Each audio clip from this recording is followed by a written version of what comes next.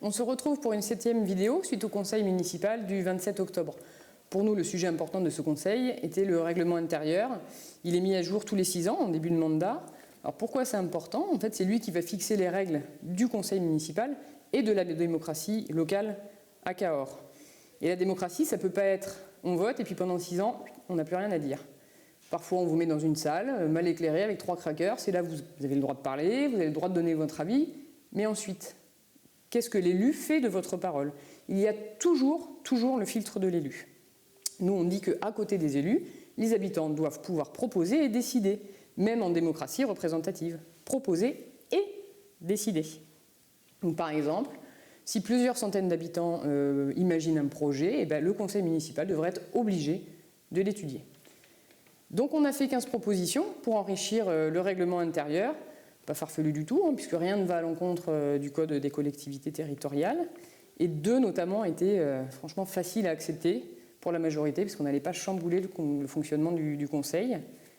La première donc, était d'inscrire le droit à proposer pour tous les élus, puisqu'aujourd'hui ça n'apparaît pas dans le règlement intérieur, et la seconde était de permettre à une association, un syndicat ou un club de sport par exemple, de prendre la parole au début du conseil municipal pour exposer un problème, pour interpeller le conseil, mais aussi pour donner des éléments d'information quand le soir même on va débattre d'un sujet qui les concerne. C'est pas le bazar organisé, tout ça, parce que tout ce que je dis là, ça existe déjà dans d'autres communes. Mais visiblement c'était déjà trop, puisque bon, ça a été rejeté. Donc nous avions fait une première vidéo dans laquelle Yannick Lequintrec, colistière de Cap à Gauche, présentait le travail qui avait été fait sur le règlement intérieur. Malheureusement, on a eu un souci technique et comme entre-temps on a reconfiné, on ne peut pas réinterroger Yannick. Donc je prends le relais et c'est moi qui me prête au jeu de l'interview. Elsa, bonjour. Tu t'es penchée avec d'autres sur le règlement intérieur du conseil municipal pour l'améliorer. Comment vous avez travaillé pour faire ces propositions ? Donc on s'est appuyé sur le programme que nous avons porté aux élections municipales, puisque la démocratie y tenait une place centrale. Et comme à chaque fois, on travaille avec tout le collectif Cap à Gauche. Donc en groupe, on s'est réunis pour examiner chaque article du règlement intérieur, élaborer nos propositions, et ensuite je les ai présentées au conseil municipal. Pourquoi vous voulez le modifier, ce règlement intérieur ? Qu'est-ce que tu lui reproches ? Alors le règlement intérieur, c'est vraiment à l'image en fait, de ce que veut le maire pour le conseil, c'est-à-dire un entre-soi d'élus.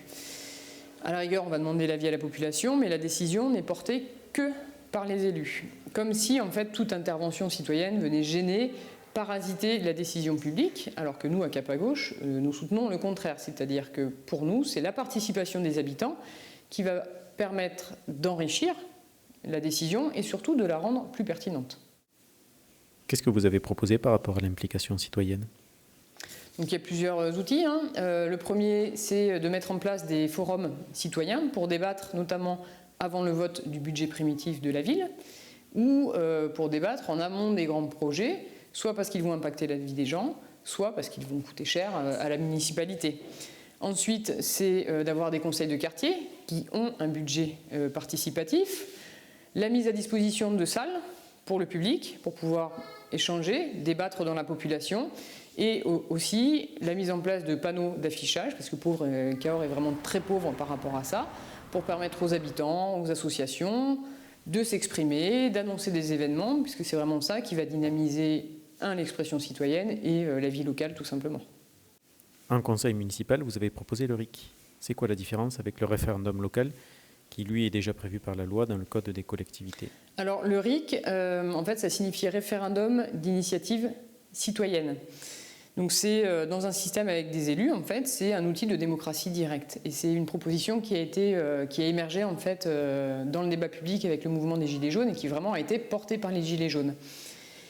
Le RIC, donc c'est vraiment les citoyens qui vont élaborer une proposition. Ils vont recueillir des signatures pour la tenue du référendum et s'il y a assez de signatures, on organise le référendum.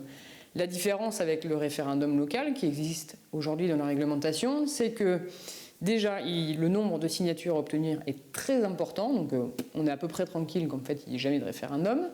Et en plus, même si on a recueilli assez de signatures, il va y avoir encore une fois, décidément, le filtre des élus. C'est-à-dire que c'est eux qui vont décider si oui ou non on organise le référendum. Alors que dans le RIC, eh bien, en fait, voilà, c'est vraiment les citoyens qui contrôlent tout de A jusqu'à Z. Elsa, merci pour tes réponses. Merci à toi. Parmi nos 15 propositions, on regrette que pas une n'ait été retenue pour faire progresser le pouvoir d'agir des habitants à Cahors. On regrette aussi qu'elle n'ait pas été débattue lors du conseil municipal.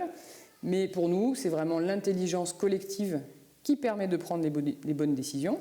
Donc on saura saisir chaque occasion au conseil municipal pour demander à la majorité d'impliquer la population, que ce soit dans les projets ou dans les grandes décisions. Voilà, on sait que le contexte est difficile pour tout le monde, on a reconfiné, donc bon courage à vous, prenez soin de vous, et si la vidéo vous a plu, un petit pouce bleu, ça nous encourage, et surtout partagez-la.